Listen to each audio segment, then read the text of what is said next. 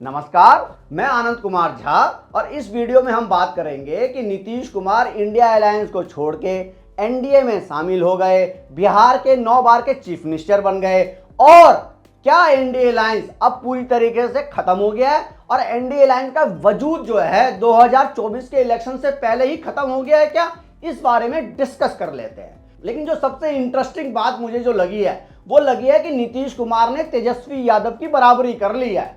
तेजस्वी यादव 9वीं पास, यहां नीतीश कुमार 9 बार के chief minister, यानी कि नीतीश कुमार ने तेजस्वी यादव के 9 के आंकड़े की बराबरी कर ली है। और नीतीश कुमार ने अपने अभी लास्ट में चीफ मिनिस्टर बनने के बाद जब मीडिया से बात करी तो उन्होंने बोला कि अब हम इधर उधर कहीं नहीं जाना, अब हम जो है काम करेंगे। तो अब इस बारे में तो देखो, ये तो चलो एक जोक पार्ट वाली बात हुई, लेकिन ये इंटरेस्टिंग बात ये है कि क्या एनडीए अलायंस खत्म हो चुका है क्या। केसी त्यागी जो जेडीयू के लीडर हैं और नीतीश कुमार के जो है सलाहकार बने हुए नए नए, उन्होंने सारा आरोप जो है वो कांग्रेस पार्टी पे लगा दिया कि कांग्रेस पार्टी जो इंडिया अलायंस नीतीश कुमार ने सबको घूम घूम के इकट्ठा किया, पटना में इतना बड़ा, सबसे पहले पटना में सबको बुलाया, लेकिन नीतीश कुमार को बिल्कुल भी तवज्जो नहीं दिया गया और नीतीश कुमार के साथ छल किया गया। इसीलिए नीतीश कुमार इंडिया गठबंधन को छोड़ के बीजेपी में शामिल हो गए या एनडीए में शामिल हो गए।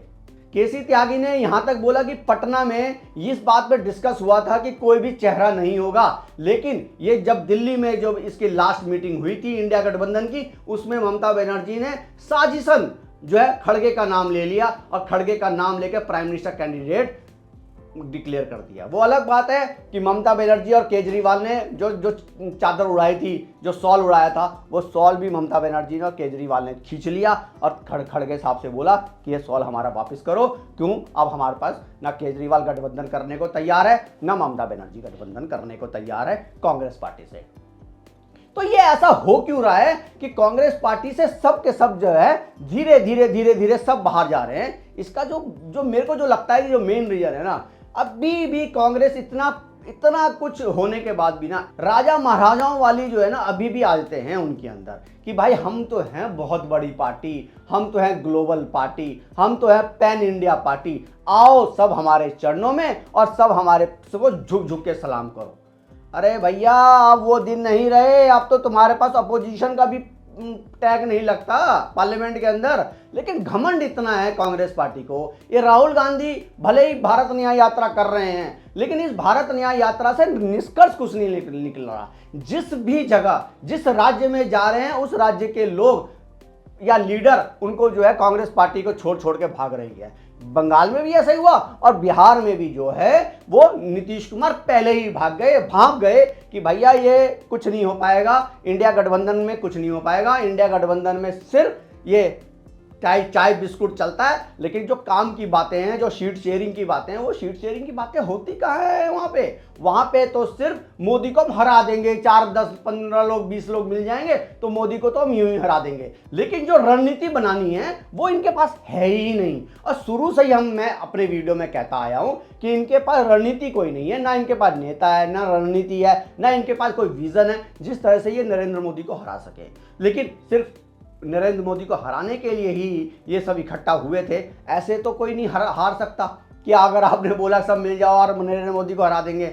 लेकिन कांग्रेस का बहुत ही बड़ा नुकसान हुआ है और कांग्रेस जहां पे भी जा रही है उनको जो है मुंह की खानी पड़ रही है। लोग जो है गरिया के कांग्रेस पार्टी को बाहर का रास्ता दिखा रहे हैं कि भैया हमने तुमसे कोई दोस्ती नहीं करनी।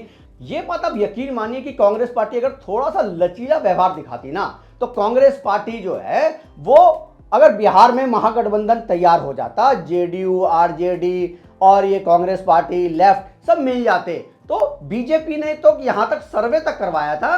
बीजेपी के सर्वे के बाद उन्होंने मान लिया था कि इतने सीटें अगर ये गठबंधन हो जाता है तो इतनी सीटें हमें नहीं मिलेंगी। 25 से 30 सीटों का अनुमान लगाया था, तो 25 का तो अनुमान लगाया था, हो सकता है इससे भी कम आती सीटें। लेकिन ये बात अमित शाह ने बहुत जल्दी भांप लिया और जेडीयू और आरजेडी में ये खटपट शुरू हुई तो अमित शाह ने भी मान लिया चलो इनसे दोस्ती कर लेते हैं। नीतीश कुमार और बीजेपी, चिराग पासवान उपेंद्र कुशवाहा, मांझी, इन सब के साथ मिलके हम 40 की 40 सीटें जीतने की कवायद करेंगे। जैसे पिछली बार 39 सीटें जीती थी, इस बार 40 की 40 सीटें जीतने की कोशिश करेंगे।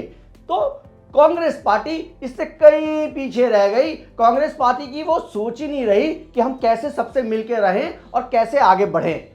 तो इसमें आपको पता ही है, बीजेपी वाले जितने भी हैं, ये मोदी शाह की जो जोड़ी है, ये बहुत दूर तक सोचती है। ये किसी को भी अपने साथ लेने में गुरेज नहीं करती। अगर उनसे 10 वोट का भी फायदा हो जाए तो उनको लगता है ये 10 वोट भी अगर हमारे पास आ रहे हैं तो ले लो इनको अपनी टीम में। और यही कांग्रेस की प्रॉब्लम है कि वो इतना, उसको एरोगेंस है, उसको लगता है कि वही जहां जाएगी सिर्फ वही जीतेगी और सब जो है बेकार है।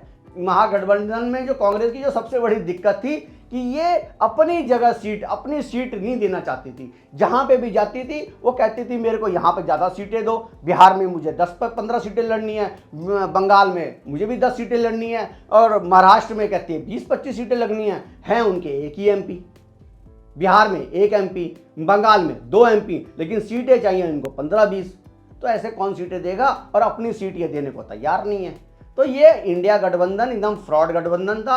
इस गठबंधन का यही हाल होना था। देखो एक बात तो सच है कि नीतीश कुमार और बीजेपी का जो है नेचुरल अलायंस है। इस नेचुरल अलायंस में 2020 में भी दोनों मिलकर चुनाव लड़े थे और अच्छी बहुमत आया था और सरकार भी इन्होंने बनाया था। लेकिन वही बात है कि नीतीश कुमार जो है वो बहुत ही, उनको जो है चढ़ाया गया कि अरे नीतीश बाबू आप तो बन जाएंगे प्राइम मिनिस्टर, आइए मोदी को हराने के लिए आइए हमारे साथ, और आप आएंगे तो हम मोदी को हम हरा देंगे, आप काहे इधर उधर घूम रहे हैं। तो लालू जी अपनी भाषा में जिस तरह से बोलते हैं उस तरह से अपनी भाषा में बोल के उन्होंने, लालू जी ने जो है नीतीश कुमार को अपने पास बुला लिया कि नीतीश बाबू आइए, अब मोदी को हरा देंगे, आपको पीएम कैंडिडेट बना देंगे, मोदी से लड़ेंगे आप, और हम जब सब मिलके जब लड़ेंगे तो मोदी तो हार जाएंगे, आप लोग जीत जाएंगे। तो यही जो है नीतीश कुमार को समझ में आया, हो सकता है कि अगर सब मिल जाएं तो मोदी जी हार जाए। और जब राम मंदिर का उद्घाटन हुआ और कर्पूरी ठाकुर जी को जो है मरणोपरांत भारत रत्न का अवार्ड देने की घोषणा हुई,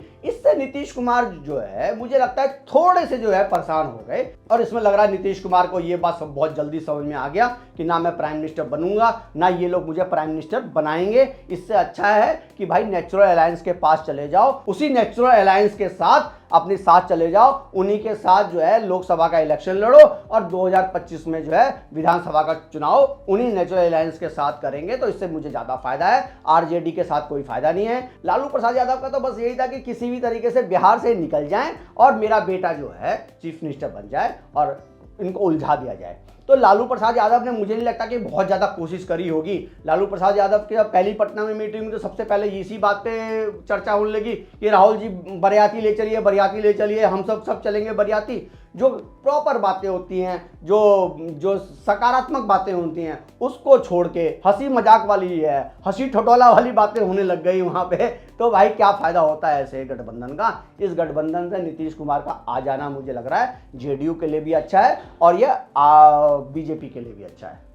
तो आप लोगों को क्या लगता है प्लीज कमेंट करके बताइए कि अगर जेडीयू जो है बीजेपी के साथ आती है तो क्या 40 की 40 सीटें लोकसभा की जीतने में सक्षम हो पाएंगी या नहीं हो पाएंगी, प्लीज कमेंट करके बताइए। और अगर आपको मेरा कंटेंट अच्छा लग रहा है और अगर आप मेरे वीडियोस को पसंद कर रहे हैं तो लाइक शेयर और सब्सक्राइब भी कर दीजिए ज़्यादा से ज़्यादा, और मेरे वीडियो को ज़्यादा से ज़्यादा शेयर करिए जिससे कि ये आगे और लोग मेरी वीडियो को देख पाए, और मेरे वीडियो को सब्सक्राइब भी कर दीजिए लगे हाथ। धन्यवाद।